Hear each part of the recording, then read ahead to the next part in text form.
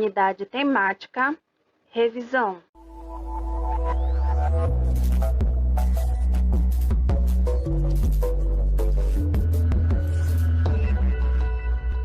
Conteúdo: movimento republicano, valorização e ocupação da Amazônia.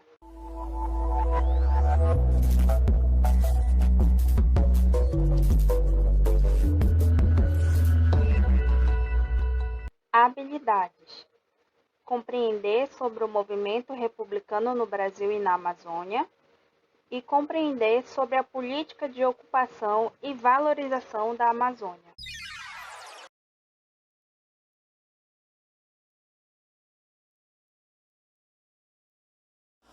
Olá pessoal, eu sou a professora Carolina Costa de Estudos Amazônicos. Sejam bem-vindos à nossa sala virtual, que foi criada com o objetivo de ajudar e facilitar os estudos em casa. Por isso, qualquer dúvida, vejam e revejam essas videoaulas quantas vezes forem necessárias. Vamos lá para a aula de hoje? O período imperial vigorou no Brasil por mais de 60 anos. Mas no final do século XIX, grupos interessados na manutenção do regime proporam mudanças, mas essas mudanças não podiam significar a perda de seus privilégios. Este grupo era composto geralmente por donos de terra, que dependiam, por exemplo, da continuidade do trabalho escravo. No entanto, como a Europa passava por um processo de industrialização, e esse processo era todo exemplificado pela Inglaterra, a Inglaterra propôs que o tráfico de escravos não poderia ser mais uma prática usada em países desenvolvidos. Como o objetivo era criar uma nova identidade para o Brasil, esse tráfico teve seu fim. Claro que não foi só esse o motivo, mas foi um dos motivos para o fim do tráfico de escravos africanos para o Brasil. Também, outra mudança significativa deste período foi a troca dos barcos à vela por barcos a vapor, abertura de bancos, instalações de indústrias. Também podemos citar a instalação de primeiras ferrovias. Porém, mesmo antes de uma crise política realmente acontecer, já haviam grupos que discutiam sobre a possibilidade de adotar um novo regime de governo, que no caso seria a República. Esta República foi instalada no dia 15 de novembro de 1889. Portanto, esse cenário ele era todo oligárquico. O que seria oligárquico, oligarquia? A palavra oligarquia ela é conceituada como o governo dos melhores, os melhores. E quem eram esses melhores? Geralmente eram pessoas que tinham poder aquisitivo alto, né? Era senhores de terra, principalmente. Eram eles que monopolizavam tanto a economia quanto a política do Brasil. E não era diferente na questão presidencialista, né, digamos assim. Também existiam dois polos de produção que eram os mais desenvolvidos do Brasil na época, que eram os paulistas e os mineiros, também conhecidos como política do café com leite, né? Entre eles dois revezavam quem representaria os seus interesses, né, na política, mas que era comum aos dois, né, sempre fazendo essa manutenção de monopólio, de controle das riquezas, da economia, da política principalmente, e como eles conseguiam fazer, como que eles conseguiam permanecer, principalmente era por conta do voto do cabresto, né? Como eu falei para vocês, os oligárquicos geralmente eram donos de terra. Esses donos de terra tinham trabalhadores e e a época, né, o voto já existia no Brasil, mas ele era só para homens, né, maior de 21 anos e aberto. E por ser aberto, o senhor de terra, o dono de terra, conseguia saber quem realmente votou, né, no candidato dele. Um pouquinho depois eu explico para vocês com detalhes o que era o voto do cabresto. Mas o que aconteceu para se instalar esse movimento republicano? Existia esse revezamento entre os paulistas e os mineiros. Chegou um momento em que o poder estava na mão dos paulistas e eles deveriam ceder ao mineiro. E não aconteceu. Os paulistas quiseram indicar Carlos Prestes, e quem deveria assumir, no caso, era o mineiro Antônio Carlos Ribeiro. Era ele que deveria assumir. E isso gerou uma instabilidade política que já estava na gota d'água, né? Porque o Brasil passava por todo um processo de instabilidade econômica e política por conta do período imperial, né? Então, quem tinha feito a aliança e houve uma quebra dentro dessa própria aliança foi a gota d'água. E foi o momento propício que Getúlio Vargas viu para assumir o poder. Ele já havia tentado assumir o poder do Brasil algumas outras vezes, ele não tinha conseguido, porque ele não tinha alianças o suficiente. E foi nesse momento que ele se aliou a Minas Gerais, né, e alguns outros representantes do Sul, outros prefeitos e governadores do Sul, e conseguiu conseguiu instalar o movimento chamado Movimento de 1930, que é o movimento republicano. O voto do cabresto. Bem, como eu falei para vocês, o poder era todo concentrado na mão de um senhor de terra, uma das representações da oligarquia do Brasil. Imaginem o seguinte, de uma forma bem simples para explicar para vocês. Eu sou dona de uma terra, um considerável tamanho de terra.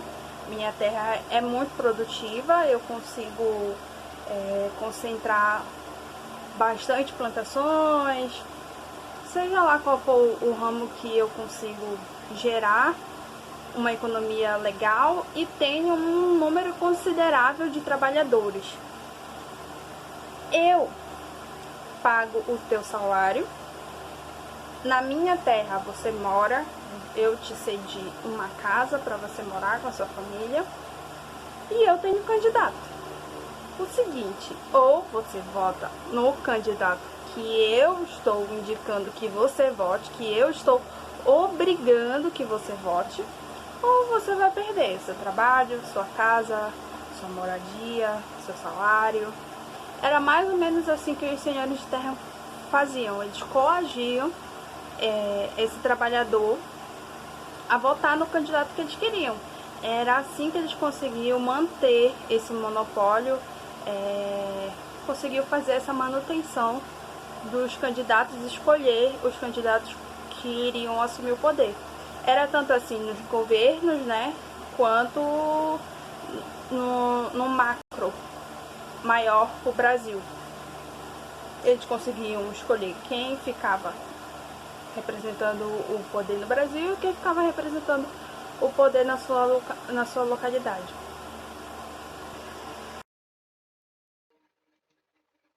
No Pará, foi fundado em 1886 esta associação que deu origem, depois de 4 anos de existência, ao Partido Republicano do Pará. Seus componentes eram chamados de republicanos históricos e, em sua maioria, faziam parte a elite que enriqueceu com a economia da borracha. Mas também tinham jovens que haviam estudado na Europa e que tiveram contato com teorias como a positivista de Augusto Comte, da qual fortalecia a ordem e o progresso para o Brasil. Vargas, representante nacional do Movimento Republicano do Brasil, indicou ao cargo de intendente Magalhães Barata, que na verdade iria substituir o cargo de governador. Bem, Joaquim de Magalhães Cardoso Barata nasceu no dia 2 de junho de 1888 e foi o interventor indicado por Getúlio Vargas para dirigir o estado do Pará e ser a voz de Getúlio aqui na Amazônia. Bem, o Magalhães Barata, ele tinha uma afinidade bem aproximada com as ideias positivistas, ou seja, ele acreditava numa formação cívica do cidadão. Por mais que ele tivesse uma afinidade próxima, as ideias bem próximas do que Vargas tinha, de visar o povo, ele também era muito incisivo nas suas decisões, até considerado um pouco ditador também. Só que, como eu falei para vocês, a afinidade dele, as ideias de Vargas era muito forte. Então ele também focou bastante na questão do social aqui no Pará e aplicou diversas medidas, e a primeira delas foi... O objetivo final sempre era acabar com o monopólio dos oligárquicos aqui no estado também. Então todos os privilégios, todas as isenções de impostos que esses oligárquicos tinham, foi a primeira coisa cortada por Magalhães Barata. Muitos desses grandes produtores, desses grandes senhores, eles nem pagavam impostos para o Estado, e pior, eles usavam o dinheiro do Estado antes, né, de Magalhães Barata assumir, para fazer campanha para os seus candidatos. E Magalhães conseguiu descobrir tudo isso e foi cortando tudo.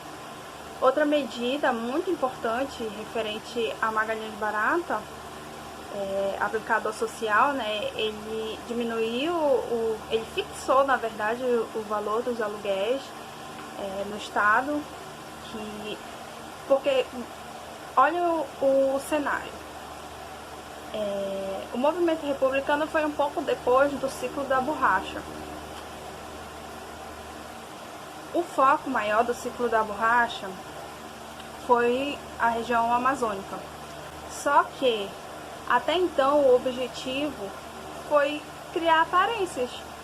Se desenvolveu muito a região, desenvolveu bastante a região na questão urbanística, de saneamento, de embelezamento, mas não teve uma preocupação industrial. Então, quando teve o declínio da borracha, a região norte se viu abandonada, esquecida novamente. Por quê? Porque ela não tinha uma forma de produção. A produção dela era a exportação da borracha. E quando essa exportação cessou, diminuiu ao ponto de ser pequena demais, ao ponto de trazer ou manter esse desenvolvimento na região amazônica, simplesmente não existiu mais. Então a região sofria muito com esse pós-período da borracha, né? E foi justamente esse período em que o interventor Magalhães Barata assumiu. Ou seja, a população estava sofrendo muito com questão financeira, com questão social. Enquanto isso, os senhores de terra que passavam por uma crise também visavam o seu próprio bem. E a população, no modo geral, era a que mais sofria. Então, as medidas todas de Magalhães Barata foi visando esse social, né? O congelamento do aluguel, ele distribuiu muitos alimentos, fez um investimento muito grande na área da saúde e principalmente na área da educação. Uma das maiores medidas de Magalhães Barata foi dentro da área da educação. Ele trocou toda a ideia, criou um Ministério da Educação, criou uma equipe, né, que visasse a educação como base assalariou os professores, visou, né, esse professor para que tivesse agora realmente um desenvolvimento que se mantesse, né, que não fosse temporário. Entre outras medidas, por exemplo, ele não permitia que houvesse oposição ao seu governo, ele perseguia mesmo esses opositores dele durante muito tempo, e Magalhães Barata, na verdade, ele governou o estado por 3 vezes, de 1930 a 1935, de 43 a 45, e depois ele voltou de 56 a 59. E esse primeiro momento, né, foi muito marcante, porque os outros, ele saiu em 35 porque a nova Constituição foi instalada no Brasil e houve a votação e ele perdeu a votação, mas até então ele não permitia a oposição de forma nenhuma. Essa oposição só veio após a nova Constituição. Outra coisa que ele aplicou na questão social era a proibição de venda de cachaça a retalho, para evitar, porque a ideia principal era criar uma sociedade dentro dos padrões positivistas, né? Uma sociedade organizada, evoluída, desenvolvida. Então, toda uma formação do cidadão, do homem, como exemplo, tinha que ser feita. Então, essas medidas dele foram marcantes, né? Por isso a educação. Dentro da educação, eu transformaria o homem em um modelo. O Monumento Republicano foi inaugurado no dia 15 de novembro de 1897, com uma altura total de 20 metros e todo construído em mármore Carrara e bronze, apresentando um conjunto escultório erguido sobre 4 degraus, um pedestal com 4 faces e uma coluna dórica. No alto da coluna está a figura principal, a Mariane, representando todo o movimento republicano. Vê-se sobre esse pedestal um conjunto escultório com a figura de um genialado, de 6,7 metros de altura, até a ponta do estandarte da República por ele levantado. O gênio apoia-se em um leão que simboliza a força. Na figura de uma mulher alada sentada sobre os livros está representada a história. A figura feminina com 5 metros de altura, desde a extremidade do manto até a asa, registra-se na página do livro a data da proclamação da República. Sentados nas laterais do monumento estão 2 gênios, com 2,6 metros de altura cada um. Eles apresentam nas mãos tarjas com inscrições de probidade e união. Nas laterais do pedestal foram inseridos datas e nomes de autoridades e personalidades inseridos no movimento republicano do Pará. O Memorial Magalhães Barata, localizado no bairro de São Brás, em Belém, foi construído para comemorar o centenário do nascimento do ex-governador do Pará, Magalhães Barata. No dia 18 de junho de 1988, foi lançada a pedra fundamental do memorial, inaugurado quase um ano depois, em 19 de abril de 1989. Projetado pelos arquitetos Raul Ventura Filho, Luiz Ferreira e Estélio Santa Rosa, vencedores do concurso público promovido pelo governo do estado, o memorial é uma edificação circular que representa o próprio Magalhães Barata, através de seu capacete, símbolo de mais de 20 anos de governo. Além disso, há também 2 triângulos vermelhos, representando o Pará e seu povo. Há ainda um obelisco azul com uma estrela no ápice e uma rampa de acesso ao memorial. Em relação à valorização da região amazônica, 2 palavras regem esse momento, esse plano: ocupar e desenvolver. O desenvolver, ele vem sendo aplicado a partir de projetos. Nós vamos reparar que a partir do século XX, início do século XX, diversos projetos foram aplicados visando esses dois objetivos, ocupar e desenvolver, e o primeiro deles foi aplicado por Vargas. Vargas ele tinha uma preocupação, por mais que ele fosse um macro da representação política do Brasil, né? Ele tinha uma preocupação sim, referente à região amazônica, inclusive veio algumas vezes para cá, por conta que a região amazônica, nós sabemos, ela é muito rica na sua diversidade, na fauna, na flora, nos recursos hídricos, nos minérios, e a região sempre sofreu com a questão da pouca ocupação demográfica, né? É uma região muito grande para poucas pessoas ocupando. Então, uma das primeiras preocupações seria a questão de ocupar esse território para evitar que o Brasil perdesse o controle, perdesse o monopólio desse território, o poder desse território, né? Mas não bastava só ocupar, eu precisava desenvolver. E como que eu desenvolveria esse território? Vargas pensou num plano chamado Superintendência do Plano de Valorização Econômica da Amazônia, que é o SPIG. Esse plano ele foi aplicado em 1953 com um projeto de transformar a região amazônica em uma potência agrícola. Ou seja, lembram da Marcha para o Oeste, que incentivava a vinda de mão de obra para a Amazônia? Então, esse incentivo continuou, ele se intensificou. Eu precisava transformar a Amazônia em um polo econômico, né? Principalmente na agricultura, só que, entendam, não seria uma agricultura pela agricultura, teria toda uma preparação, uma uniformização da mão de obra, uma qualificação dessa produção para que ela realmente fosse efetivada, né? Aplicada. Então esse plano ele visava justamente isso. Outra característica desse plano foi a aplicação de satélites, né? Para fazer o mapeamento desse território e o controle também.